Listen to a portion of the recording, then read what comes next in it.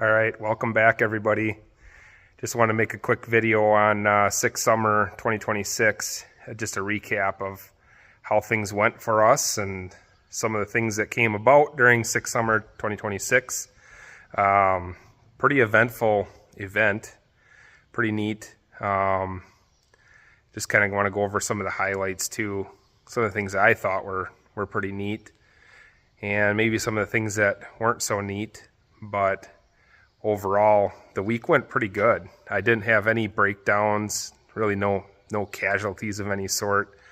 Was looking today and I see I got a leaky O-ring on my Motion Raceworks Flex Fuel sensor mount. What else happened? Kicked a V-belt off twice. That was no fault of anybody's. It was a 4V belt instead of a 3V. It should have had a 3V on it. But other than that, I can't really think of much else that really went wrong. Anyway, some cool things here. I'll turn you around here and show you guys the top of the list for the coolness. That is going to be this. Pow. So there are track shirts, or what they call track. If you're not familiar with this, there's track shirts for every track. So basically every day for each track, they do a different picture. And as you can see, that is my truck on this 6 Summer shirt. And actually, there's a sticker. They make a sticker too. So of course, I got a pile of these for friends and family. And so this is what it looks like. This was for Cordova, Illinois, or Cordova Raceway. That was the track shirt for that track. So just wanted to show you that. That's pretty neat. That was probably one of the highlights of the whole deal for us. Also as well, that right there, top 100. So because of how we finished last year, we were in the top 100 for this year. And so that was kind of neat. Stayed in the unlimited class, just because we don't fit really in any other class. There may have been a couple classes that I could do some minor things to get into. One of them would be Pro DYO. I could basically just enter into that. Wouldn't really have to make any big changes to get into that class. But what else? We could have got into heavy metal, and that we would have had to add about 300 pounds to the back of this truck. I started making a weight box with lead in it, essentially, for the rear of the truck, because as it sits with me in the truck, we're at 30 to 60. So roughly about another 300 pounds to get us to that 35, 50 mark. So, okay. Anyway, I had to regroup on my thoughts here. I had a little distraction. Sorry, guys. Weight-wise, 3550 for the heavy metal class. So I would have had to add roughly 300 pounds to the truck. So that is one class that I could get into. Obviously ran unlimited. So unlimited, heavy metal I could have ran with some work. Pro DYO, which I'm not really thrilled about that class because this isn't a bracket truck. Like, I don't bracket race, and I feel like to be competitive in Pro DYO, you have to have a bracket type vehicle, and you have to go to the track a lot. You have to be pretty seasoned in that type of racing. So I didn't really find any interest in that class. I still really don't. I don't know if I'll ever run that class. So it basically leaves me with unlimited. So, and I'm going to be honest, bluntly honest about this. It's kind of irritating because I'm going up against pro mods. I mean, literally pro mods. And I'm not going to mention any of the names. You guys can look all that up for yourselves. It's all over, you know. Some of you are probably familiar with 6 Summer, 6 the Magazine type deal.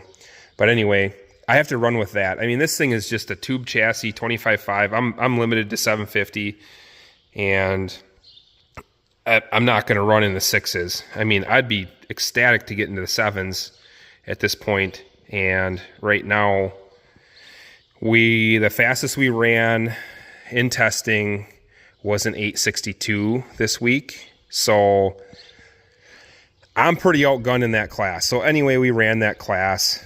We still had fun. We're there for the fun. I mean, it's mainly the fun is what brings us back. The people, some of the people I could probably do without. But anyway, so next year, don't know what we're going to do next year yet. What else we want to talk about in this recap here? We did street tires this year. We had street tires with us versus last year. We decided to run this truck with just pro drag radials on it. That was a huge mistake. So this year we brought a street tire, a 31 10.5 15. That was phenomenal. That was a wise move. We definitely needed them because what was it? Would have been Wednesday for Tri-State. We got rained out. So we drove an entire day basically in the rain from over at Tri-State back to Union Grove for Great Lakes Dragway. So that was a wise move on that, on the tire deal. And just trying to gather my thoughts here and remember what I want to tell you guys about. So anyway, taking along street tires was a win.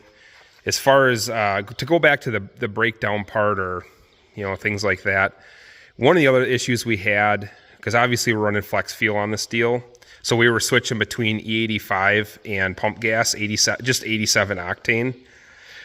I made some mistakes on my side of things, and I was kind of doing things a little bit wrong as far as having a solid base map to work off of.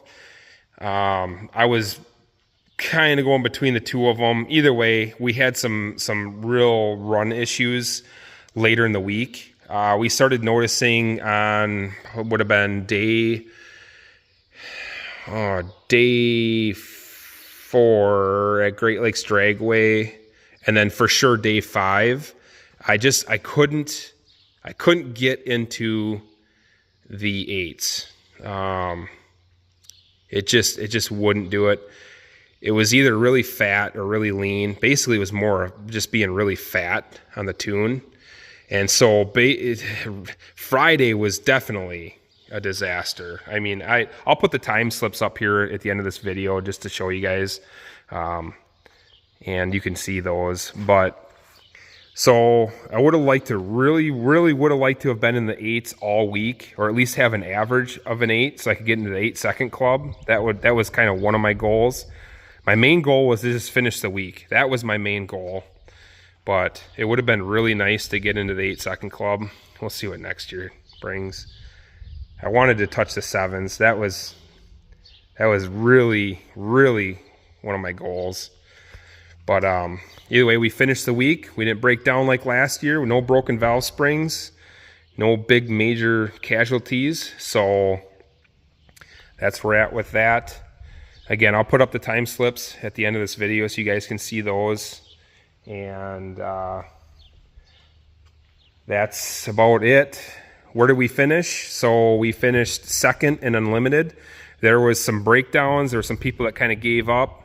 And so that put us at the end of the deal. It put us in second place. So pretty damn excited about that. And anyway, I'll quit rambling. And that's that, everybody. We'll see you in the next one.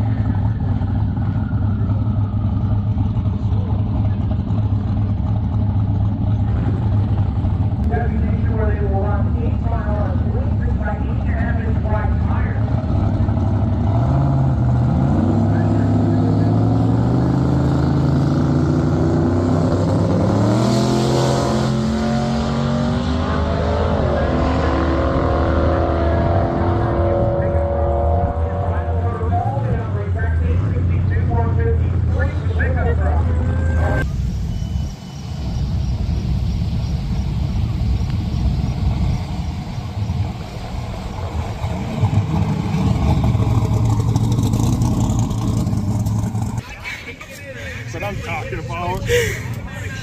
Very nice.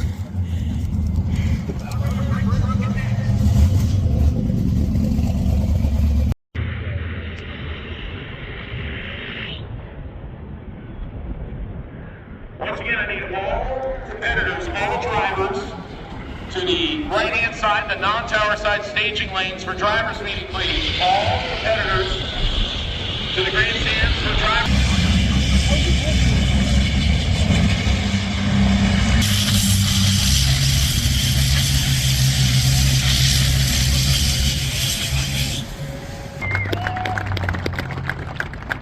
I wish I could say it the way I used to, but Tom has told me I need to be more PC friendly. How funny is it that Tom Bailey is telling me to be PC friendly?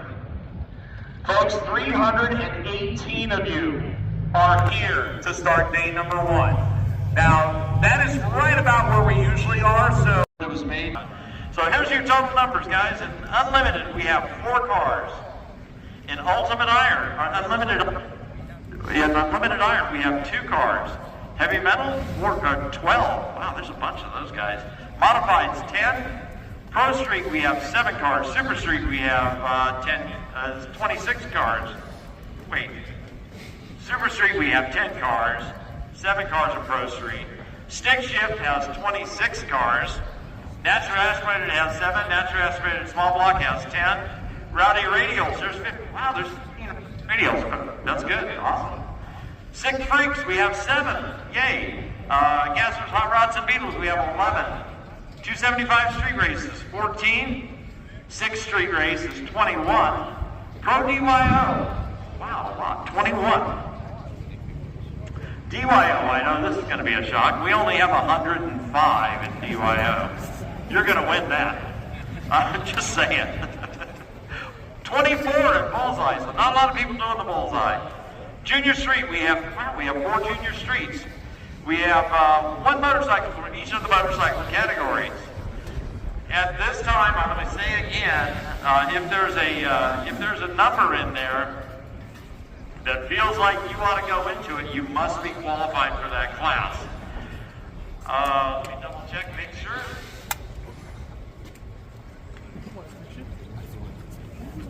Last thing I want to talk about social influencers. We have a couple social influencers with us.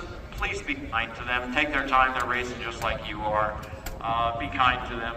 At this time, I'm going to hand it back to Derek. If you have any questions during the week, if you have any things you want to be issues, I can always be found in quarantine. I'm usually around that area. If I need to.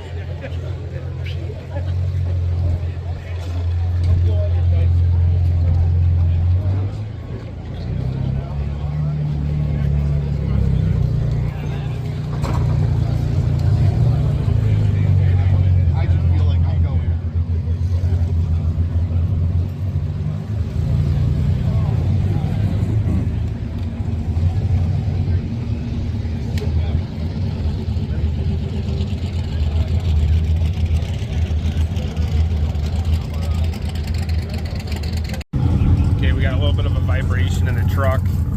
A lot of it's on the low end right off the starting line. It's pretty harsh mid-track and a little bit of the top end. We made some adjustments last week to the suspension, and I think maybe the pinion angle might be a little bit off. So I'm going to download a little digital app on my phone. I'm just going to check the front of the engine block versus the rear end and just see if where they're at. I don't know. That's the easiest way to do it. So downloading the app right now, and we'll check it out and see what happens.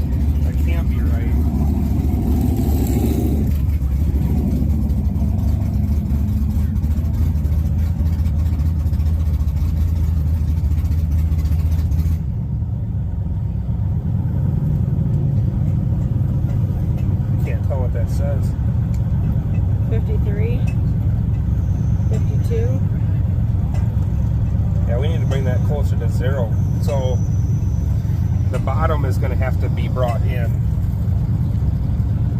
Okay.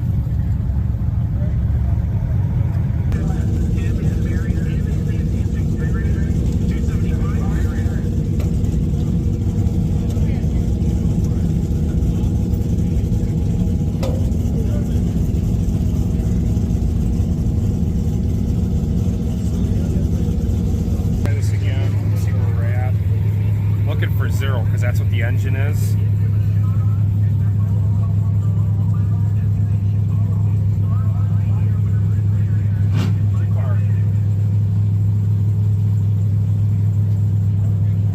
We got to go half a turn.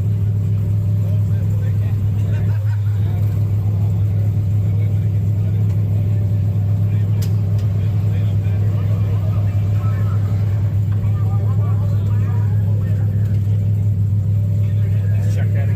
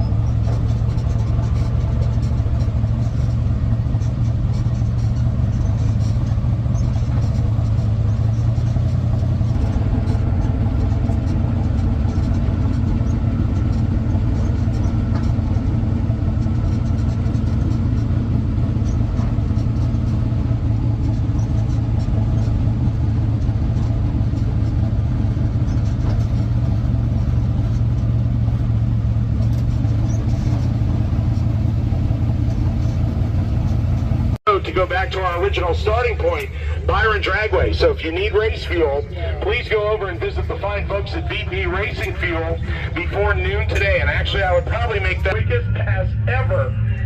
Dave Schroeder and the Schroederettes team from Canada, they are here with the C7 Corvette.